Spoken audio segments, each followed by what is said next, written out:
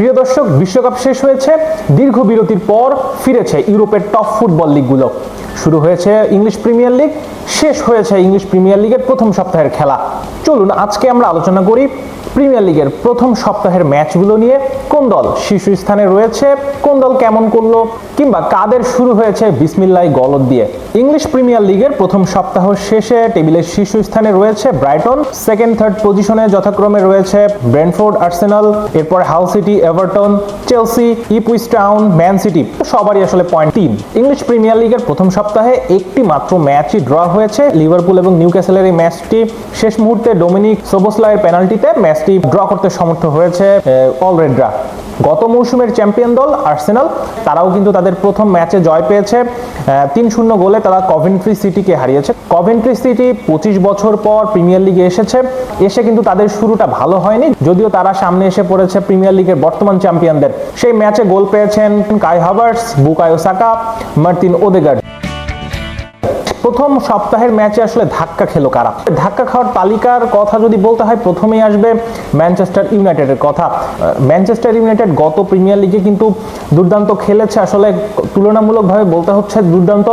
এর আগের মৌসুমগুলোতে ম্যানচেস্টার ইউনাইটেডকে যেন খুঁজেই পাওয়া যাচ্ছিল না, কিন্তু প্রথম ম্যাচে এসে তারা হাল সিটির কাছে 2-0 গোলে হেরেছে। ওদিকে ধাক্কা খাওয়ার লিস্টের কথা বললে 2 নম্বর পজিশনে কিন্তু টটেনহামকে রাখতে হচ্ছে।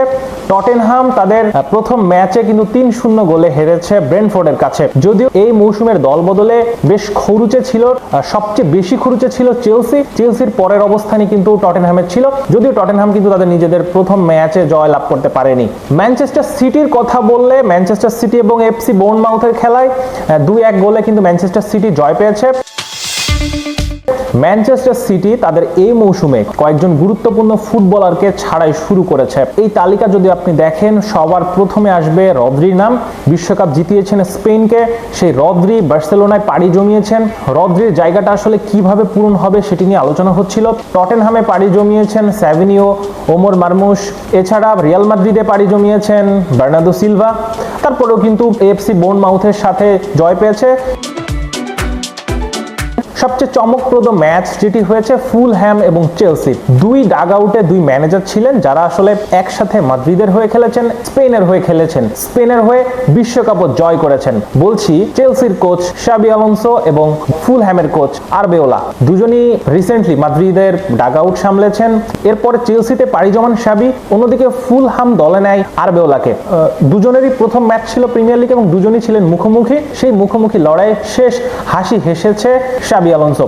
এই মৌসুমে তুলনামূলক সবচেয়ে বেশি খরুচে ছিল চেলসি। প্রত্যেক মৌসুমেই বড় অঙ্ক খরচ করে প্লেয়ারদেরকে কিনতে, এবারও তার ব্যতিক্রম হয়নি। সেই চেলসি অবশ্য জিতেছে। আরেকটা কথা বলতে হয়, এবারের প্রিমিয়ার লিগে 9 জন নতুন কোচের অভিষেক হয়েছে। এরকমটা কখনো আপনি শোনেননি যে একসাথে 9 জন নতুন কোচ প্রিমিয়ার লিগের এক মৌসুমে শুরু করেছে। এই তালিকা যদি আপনি দেখেন, ম্যানচেস্টার সিটি, পেপ গার্দিওলা এত বছর ম্যানচেস্টার সিটি ডাগ আউট সামলেছেন, সিটিজেনদেরকে অনেক ট্রফি এনে দিয়েছেন। সেই পেপকে ছাড়াই প্রথমবারের মতো খেলতে হয়েছে। বোর্নমাউথ, নিউক্যাসল সবারই আসলে নতুন কোচ। নতুন কোচদের মধ্যে এনজো মারেস্কা, তিনি জয় পেয়েছেন। চেলসি কোচ শাবি আলোনসো, তিনি জয় পেয়েছেন। লিভারপুল কোচ ইরাওলা, তিনি আসলে জিততে পারেননি, ড্র করতে হয়েছে। এবং আরেক নতুন কোচ নিউক্যাসলের, তিনিও কিন্তু ড্র করেছেন। সবকিছু মিলিয়ে দুর্দান্ত শুরু হয়েছে ইংলিশ প্রিমিয়ার লিগে। যদিও টেবিলের তলানিতে অবস্থান করছে Aston villa, Manchester United, Tottenham Hotspur, কিন্তু তারা আসলে প্রথম ম্যাচ দিয়ে সবকিছু বিবেচনা করা যায় না। প্রত্যেকটা দলের আসলে চেষ্টা থাকবে শুরুর ধাক্কা সামলে নিয়ে আস্তে আস্তে কিভাবে বেটার পজিশনে যাওয়া যায়। শুরুটা আসলে ইম্পর্টেন্ট। যে কোনো লিগের, যে কোনো টুর্নামেন্টের শুরুটা আসলে ভালো করা খুবই জরুরি। প্রথম শুরুটা যদি আপনার ভালো হয়, পরের ম্যাচগুলো ধারাবাহিকতা থাকে। বিশেষ করে আমরা দেখেছি প্রিমিয়ার লিগের প্রথম 5 বা 10 ম্যাচে যারা পয়েন্ট টেবিলের শীর্ষ স্থানে থাকে, 1, 2, 3-এ থাকে, তারা কিন্তু শেষ পর্যন্ত ওই ট্রফির কন্টেন্ডার হিসাবে বিবেচিত হয় বা ওই রেসে টিকে থাকে। সুতরাং আপনাকে প্রিমিয়ার লিগ জিততে হলে অবশ্যই ধারাবাহিক হতে হবে এবং শুরুর দিক থেকে ধারাবাহিকভাবে জিততে হবে। তো দর্শক, এই ছিল প্রিমিয়ার লিগের প্রথম সপ্তাহের ম্যাচ নিয়ে আলোচনা। কয়েকদিন পর থেকে শুরু হবে প্রিমিয়ার লিগের দ্বিতীয় রাউন্ডের ম্যাচ। সেই ম্যাচে আসলে যারা প্রথম রাউন্ডে ভালো করতে পারেনি বা হেরেছে কিংবা ড্র করেছে, তারা আসলে চাইবে এই ম্যাচে প্রত্যাবর্তন করতে, ভালো কামব্যাক দিয়ে শুরু করতে। আর যারা জিতেছে তারা হয়তো চাইবে সেই পজিশনটা ধরে রাখতে।